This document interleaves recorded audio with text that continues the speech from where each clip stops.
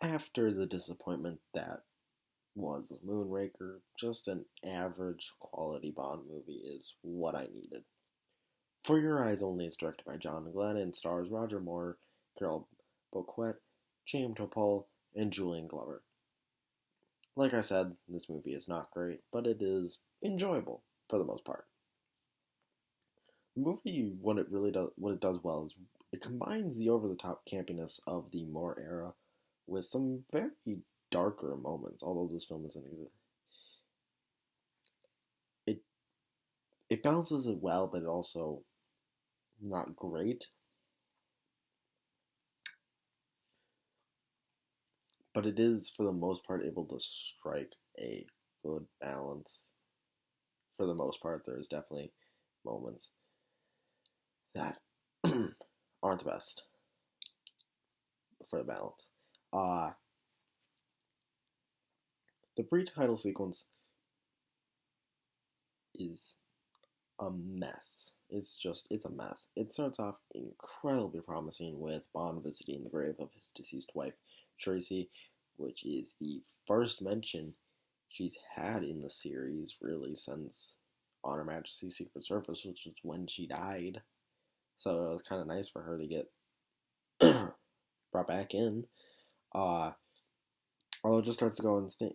A mysterious man who was meant to be Blofeld, but because of rights issues, they couldn't have a name dropped.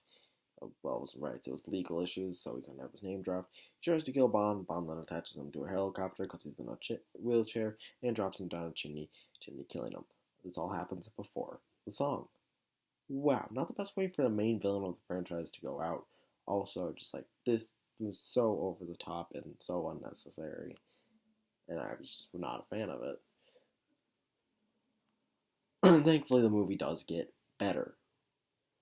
We meet the Bond girl, Melina Havelock, which is one of the series' best. She has a very compelling quest for revenge, and she just kind of ignores Bond's advances for most of the movie because of her storyline that's going on, and I found that incredibly compelling. That's not a common compliment I'd give a Roger Moore Bond movie, is having a good Bond girl. But this one does. I think she was really good in this one. She was incredibly interesting, and very, very underrated. Also, she's really pretty, and you want Bond girls that are pretty, and she is very, very pretty. Honestly, I think all the Bond girls have been pretty so far. Like, I've seen pictures of every single Bond girl, and they're all really pretty. So.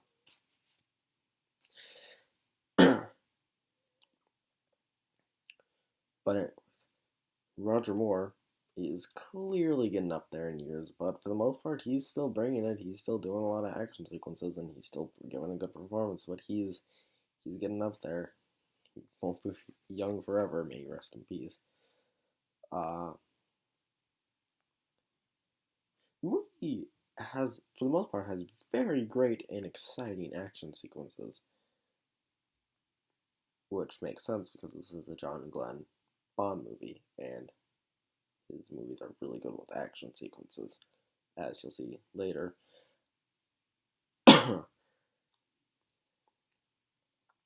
I was compelled through most of it, especially the mountain climbing scene. Intense and perfectly directed. Bibi Doll.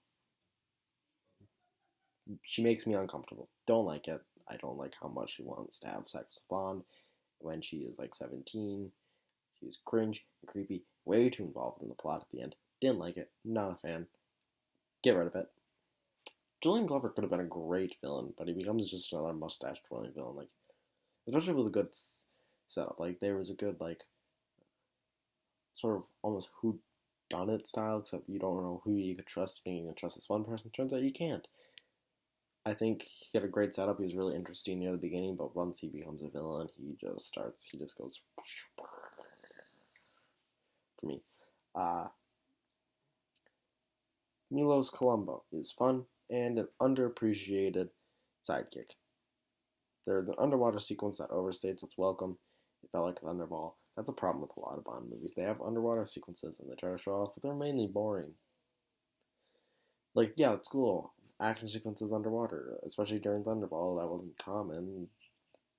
So, yeah, that's cool. But it tends to overstay its welcome, and it's like, we want to see something else, guys. Come on. Give us something else. Overall, I did enjoy this movie. There's not much to talk about for this movie. Like I said, it's very just. It felt like a very run-of-the-mill Bond movie, which, like I said, after the disaster that kind of was Moonraker, it was nice to have that run-of-the-mill Bond movie. So, I'm going to give For Your Eyes Only a 70 ATACs out of 100. Have you seen For Your Eyes Only? If you have, tell me what you thought about it in the comments below. Do you like this review? If you do, make sure to like and subscribe. This is Jordan from Jordan Reviews, signing off.